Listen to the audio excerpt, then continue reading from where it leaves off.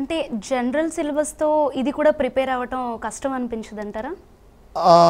ఒక ఖచ్చితమైనటువంటి ప్రణాళిక వేసుకున్నట్లయితే ఒక టైం టేబుల్ వేసుకోవాలండి.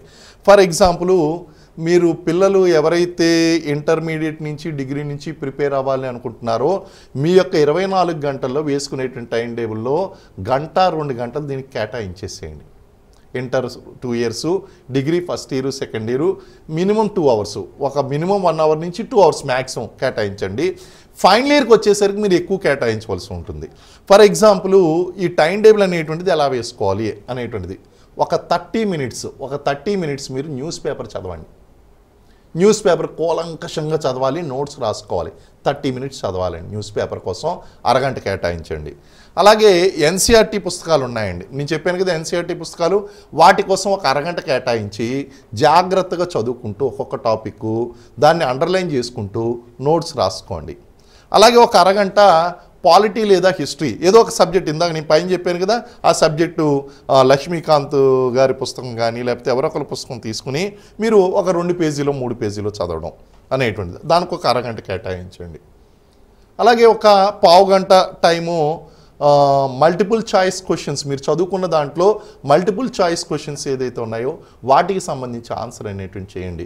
ఇలాగా ఒక ఖచ్చితమైనటువంటి ప్రణాళిక వేసుకున్నట్లయితే వాళ్ళు చాలా ఈజీగా ఏమాత్రం స్ట్రెస్ లేకుండా, మనం ఇక్కడ తెలుసుకోవాల్సింది ఏంటంటే ఏం చదవాలి, ఎలా చదవాలి, ఎప్పుడు చదవాలి అనేటువంటి విషయం పట్ల వాళ్ళకి క్లారిటీ ఉండాలండి. ఆ క్లారిటీ ఉంటే డిగ్రీ నుంచి కూడా వాళ్ళు ఈజీగా ప్రిపేర్ అవ్వచ్చు. అంటే దీని గురించి, అంటే దీనికి సంబంధించిన ఆన్లైన్ కానీ ఆఫ్లైన్లో కానీ మనకి కోర్సెస్ అనేవి ఉన్నాయంటారు? ఉన్నాయండి. ఆఫ్లైన్ కోర్సెస్ అంటే ఇప్పుడు మీకు నేను చెప్పాను degree cum IAS, inter cum IAS, మీరు ఇంటర్మీడియట్ ప్యారలల్గా పూర్తి చేస్తూ ఉంటారు. ఐఏఎస్కి ఇప్పుడు నేను చెప్పినటువంటి క్లాసెస్ వాళ్ళు చెప్తూ ఉంటారు రోజుకి 2 గంటలు. డిగ్రీలో కూడా అంతే, మీరు కష్టపడక్కర్లేదు, వాళ్ళే చెప్తూ ఉంటారు. డిగ్రీ మీకు పూర్తవుతూ ఉంటుంది, రోజుకు ఒక 2 గంటలు నేను చెప్పిన షెడ్యూల్ ప్రకారం వాళ్ళు వీటికి సంబంధించినటువంటి అంశాలు చెప్తూ ఉంటారు. అది offline.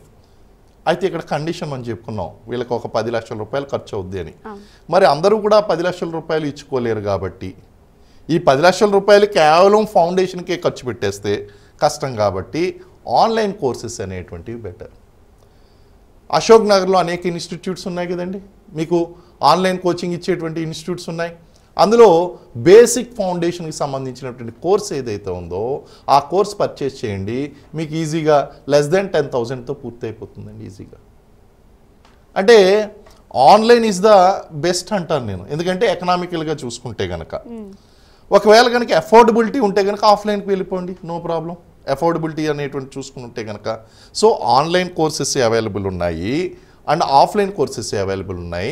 Inter cum IAS, degree cum IAS లాంటి కోర్సెస్ జాయిన్ అవ్వచ్చండి వీటికి సంబంధించి. అదే ఓకే, మరి కరెంట్ అఫైర్స్ గురించి మీరు ఏం చెప్తారు, దాన్ని ఎలా ప్రిపేర్ అవ్వమంటారు? కాంపిటేటివ్ ఎగ్జామ్స్లో కానీ సివిల్ సర్వీసెస్లో కానీ కరెంట్ అఫైర్స్ అనేటువంటి చాలా ముఖ్యమైనటువంటి. అభ్యర్థులందరికీ కూడా ఒక అపోహ ఉన్నది, నేను ఇప్పటి నుంచి చదివేస్తే వేస్ట్ అయిపోతుందేమో, ఎగ్జామినేషన్ కరెంట్ అఫైర్స్ అన్నారు కదా ఎగ్జామినేషన్ రాసినటువంటి సంవత్సరంలో నేను చదువుతాను అని చెప్పేసి అనుకుంటారు. పెద్ద పొరపాటు అండి, బ్లండర్, బిగ్గెస్ట్ బ్లండర్. అలాగే మా విద్యార్థులు చాలామంది చూస్తుంటారు, వాళ్ళు ఏమంటారంటే సార్ రోజు కష్టపడడం ఎందుకు, ఓ పని చేస్తాను నేను ఒక 1 ఇయర్ కరెంట్ అఫైర్స్ బుక్ ఒకేసారి చదివేస్తాను, 6 months కరెంట్ అఫైర్స్ చదివేస్తాను. Again there is a problem. Current affairs అనేటువంటిది ఎలా చేయాలి అంటే సివిల్ సర్వీసెస్కి ప్రిపేర్ అవుతున్నటువంటి అభ్యర్థులు ఖచ్చితంగా హిందూ న్యూస్ పేపర్ చదవాలి. హిందూ ఈజ్ మస్ట్ అండి. కారణం ఏంటి అంటే సాధారణంగా మీరు ఆ న్యూస్ పేపర్ చదవడానికి మొదలు పెడితే మీకు ఫస్ట్ స్టార్టింగ్లో 2 hours పడుతుందండి. నేనేం చెప్పాను, రోజుకి అరగంటే చదవమన్నాను. ఆ ప్రొఫిషియన్సీ రావడానికి మీకు 3 నుంచి 6 నెలలు పడుద్ది. ఎందుకంటే Hindu paper is must. Competitive ఎగ్జామ్స్కి ఐఏఎస్కి ప్రిపేర్ అవుతున్న ప్రతి అభ్యర్థి చదివేటువంటి న్యూస్ పేపర్ ఏదంటే హిందూ న్యూస్ పేపర్ అని చెప్తాం. అందులో సైన్స్ అండ్ టెక్నాలజీ ఉంటుంది, డిఫెన్స్కి సంబంధించినటువంటి అంశాలు ఉంటాయి, పొలిటికల్ సినారియోకి సంబంధించినటువంటి అంశాలు ఉంటాయి, అలాగే ఎకానమీకి సంబంధించినటువంటి అంశాలు, ఇవన్నీ కూడా సెపరేట్గా తీసిస్తూ ఉంటారు. హిందూ ఎడిటోరియల్స్, ఈ ఆర్టికల్స్ ఇవన్నీ కూడా చదవడం, ఎందుకంటే ఆ నోట్స్ రాసుకోవాలి. ఒకవేళ తెలుగు మీడియం విద్యార్థులు ఉన్నారంటే మనకి ఇక్కడ ఉన్నటువంటి మీకు నచ్చినటువంటి వార్తాపత్రిక ఒకటి తీసుకోండి. ఈ అంశాలన్నింటినీ కూడా మీరు అక్కడ తీసుకుని ఆ విధంగా చదువుకోవడం అనేది జరుగుతుంది. కరెంట్ అఫైర్స్ అనేటువంటిది చాలా చాలా చాలా చాలా ఇంపార్టెంట్. న్యూస్ పేపర్ ఫాలో కావాలి. ఒకవేళ యూట్యూబ్ లాంటిది ఏదైనా న్యూస్ టీవీ ఛానల్ ఇటువంటి ఫాలో అవుతే నోట్స్ రాసుకోవాలి వీటికి అన్నిటికి సంబంధించి. సో ఆ విధంగా కరెంట్ అఫైర్స్ అనేటువంటి చాలా కీలకం. అది కేవలం రీజనల్, నేషనల్, ఇంటర్నేషనల్ సంబంధించినటువంటి అంశాలు మాత్రమే కాకుండా current polity, current economy, current geography, అంటే కరెంట్ జాగ్రఫీ కూడా ఉంటుందా అంటే ఏమైనా అప్డేట్స్ ఉంటాయి. ప్రతి సబ్జెక్ట్లో కూడా స్టాటిక్, డైనమిక్ అని 2 పార్ట్స్ ఉంటాయి.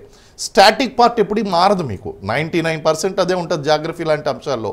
కానీ కొత్తగా ఏదైనా దీవి వచ్చినా, కొత్తగా ఎక్కడైనా అగ్నిపర్వతం పేలినా కరెంట్ జాగ్రఫీ అయిపోయిందిగా అది. ఎక్కడైనా సునామీ లాంటిది వచ్చినా, లేదా ప్రకృతి వైపరీత్యాలు, డిజాస్టర్ మేనేజ్మెంట్కి సంబంధించినటువంటి ఉంటే దాన్ని జాగ్రఫీతో లింక్ చేసుకుని చదువుకోవాల్సి ఉంటుంది. పాలిటీ కూడా అంతే. కరెంట్ పాలిటీ అనేటువంటిది there might be many amendments which are coming, many acts are coming, bills అనేటువంటి వస్తూ ఉంటాయి, బిల్స్ వీగిపోతూ ఉంటాయి, లేదా గవర్నమెంట్ కొత్త సంకీర్ణ ప్రభుత్వాలు అనేటువంటివి ఏర్పడుతూ ఉంటాయి, కొత్త పాలసీ డెసిషన్స్ అనేటువంటివి వస్తూ ఉంటాయి, ఈ గవర్నెన్స్లో కొత్త స్కీమ్స్ అనేటువంటివి వస్తూ ఉంటాయి. వీటినన్నింటినీ అప్డేట్ చేసుకోవాల్సినటువంటి అవసరం ఉంది. అంటే కరెంట్ అఫైర్స్ అనేటువంటిది కేవలం రీజనల్, నేషనల్, ఇంటర్నేషనల్ అనేటువంటి దాని కింద విభజించుకోకుండా current polity, current economy, current science and technology ఇలాగా అప్డేట్ చేసుకుంటూ మీరు ఇవన్నీ కూడా, ఈ నాలెడ్జ్ అంతా ఎలా వస్తుంది అంటే మీకు 10th ఈ యొక్క ఇంటర్మీడియట్ డిగ్రీలోని ఇది అలవాటు చేసుకోవాలి. మీరు ఇప్పటి నుంచి అలవాటు చేసుకుంటే ఇప్పుడు నేను ఏదైతే చెప్తున్నానో ఆ ప్రొఫిషియన్సీ అనేటువంటి మీకు వస్తుంది. మీరు చాలా కమాండ్గా మీరు డిగ్రీ పూర్తి అయ్యేసరికి ఫస్ట్ అటెంప్ట్లోనే ఐఏఎస్ కొడతారు. మనకి రీసెంట్గా ఫస్ట్ అటెంప్ట్లో ఐఏఎస్లు కొట్టినటువంటి వారు, చిన్న వయసులో కొట్టినటువంటి వాళ్ళు ఏమో 6 నెలలు కొట్టి చదివారు అనుకుంటే మీరు చాలా పొరపాటు పడుతున్నారు. వాళ్ళు ఏదో ఇంటర్వ్యూలో చెప్పుండొచ్చు, నేను ఎగ్జామ్కి ముందు సంవత్సరం చదివాను, 2 సంవత్సరాలు చదివాను. కాదు, వాళ్ళు ఎప్పటి నుంచో 10th నుంచి, ఇంటర్ నుంచి కన్సిస్టెంట్గా ప్రిపేర్ అవుతారండి. అదేవిధంగా నేను ఇంకో మాట కూడా చెప్తానండి.